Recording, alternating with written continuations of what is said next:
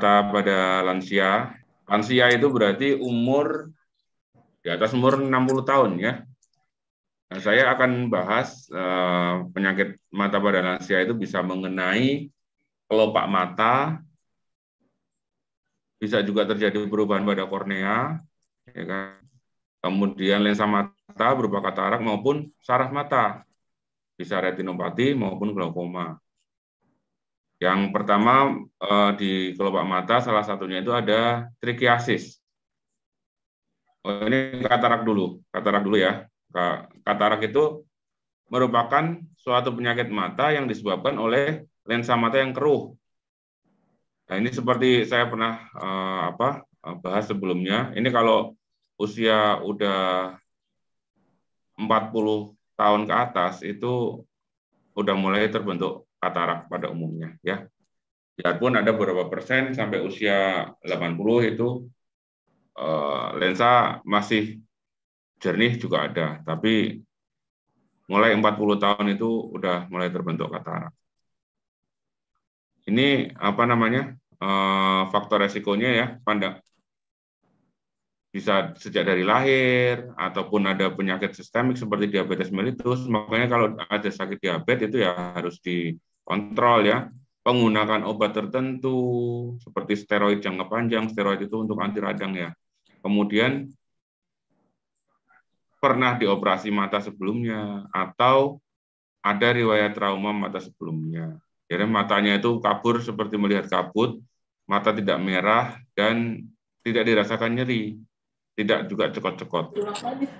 Tajam penglihatan menurun, bisa sampai 6 meter bahkan melihat cahaya aja seperti kalau sudah tebal kataraknya. Jadi kalau katarak itu ya pengobatan penanganannya ya harus operatif. Kalau nggak dioperasi nanti bisa tambah gelap ya. Nah, ini tadi kan katarak ya. Katarak itu pada yang paling banyak terjadi pada lansia. Jadi lansia kasus terbanyak ya katarak memang. Terus ini masalah trichiasis. Trichiasis itu kelainan di kelopak mata ya, yaitu penggesekan bulu mata pada kornea.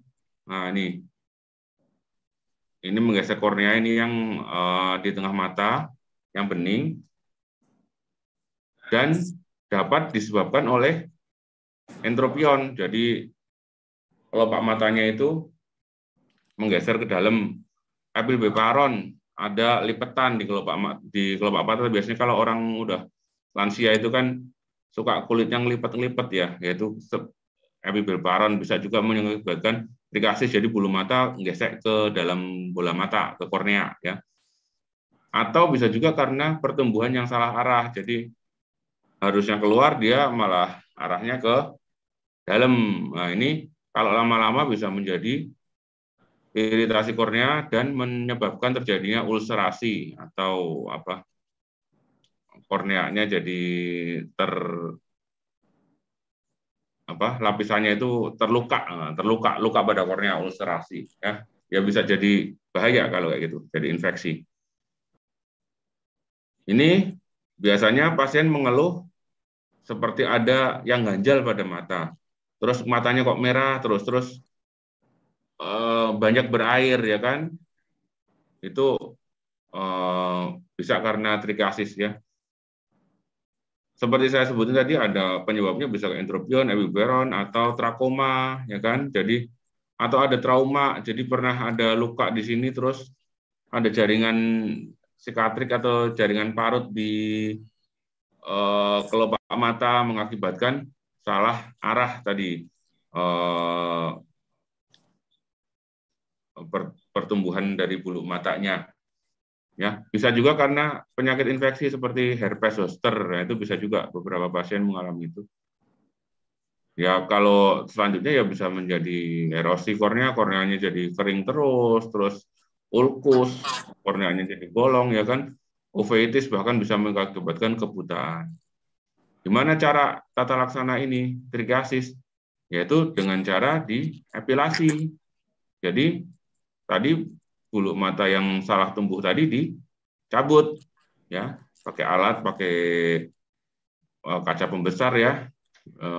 Lebih amannya ya di klinik mata.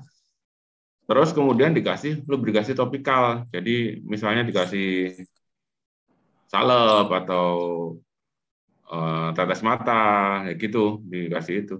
Atau operatif, jadi diablasi, jadi apa akar bulu matanya tadi dibakar istilahnya pakai alat, gitu. Ini banyak terjadi pada orang lansia ya, pada yang sudah lanjut usia itu di kelopak mata. Ya. Nah, ini glaukoma. Glaukoma juga meningkat resikonya pada lansia ya. Jadi glaukoma itu apa sih? Glaukoma itu ya ini apa? Saraf mata yang mengalami kelainan yang ditandai dengan apa namanya, saraf matanya itu ada pencekungan ya, pencekungan, jadi semakin pencekungannya itu mengakibatkan lapang pandangnya terganggu. Jadi karena saraf matanya agak apa namanya,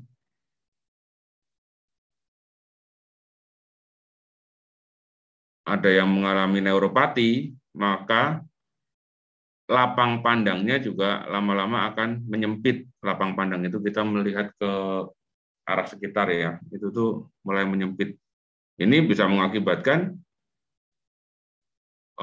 atau diakibatkan oleh peningkatan tekanan bola mata. Bisa mengakibatkan atau diakibatkan, jadi tekanan bola mata itu bisa meningkat juga kalau misalnya tadi ada faktor resiko lensa katarak ya, katarak udah lama, terus dia menghimpit saluran untuk jalannya humor aqueous namanya, humor aqueous cairan bola mata itu tersumbat, tekanannya meningkat, itu mendesak saraf mata. Bisa jadi tekanan mengakibatkan saraf mata yang rusak, atau memang saraf matanya yang karena terganggu, dia lama-lama akan kena ke peningkatan tekanan bola mata juga. Nah, ini keluhannya apa biasanya? Penurunan tajam penglihatan. Jadi tajam penglihatannya turun seperti kayak katarak tadi, tapi ini ada gangguan lapang pandang. Jadi misalnya parkir mobil itu sering nabrak-nabrak, atau tanpa disadari orangnya itu kelihatan kayak tiba-tiba di depan kita nggak tahu kapan datangnya, tiba-tiba kok di depan kita, itu ada gangguan lapang pandang. Atau sering nabrak-nabrak, soalnya nggak lihatnya kayak pakai kacamata kuda gitu, gangguan lapang pandangnya, pakai teropong, nah itu juga bisa tuh.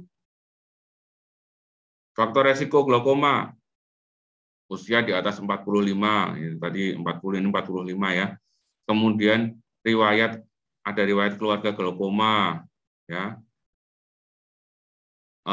Ras juga nih, ya.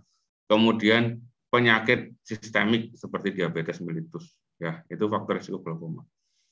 Apa yang harus diperiksa? Nah, ini kalau di polimata biasanya ada pemeriksaan tekanan bola mata. Nah, diperiksa tuh tekanan normal apa enggak, ya. Terus kemudian pemeriksaan lapang pandang bisa dengan tes konfrontasi, jadi hadap-hadapan dengan dokternya, terus kemudian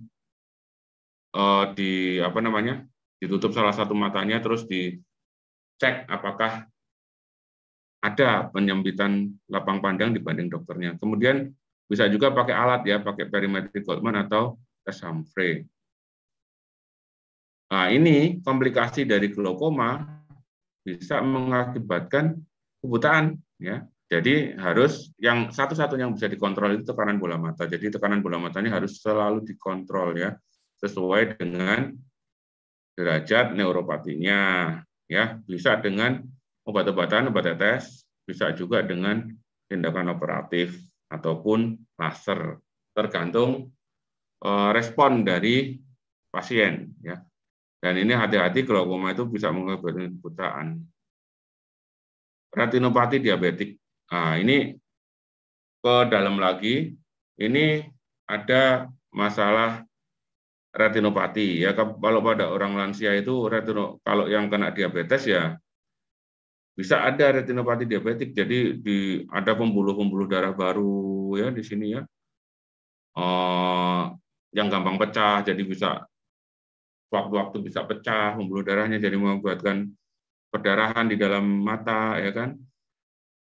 Bisa juga banyak eksudat di situ atau sisa-sisa metabolisme di situ, ya.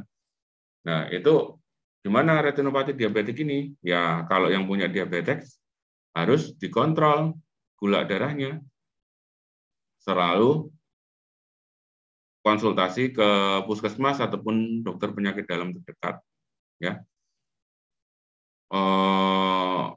Perilaku hidup sehat, ya kan, yang muda-muda misalnya itu hindari obesitas, ya kan, terus kemudian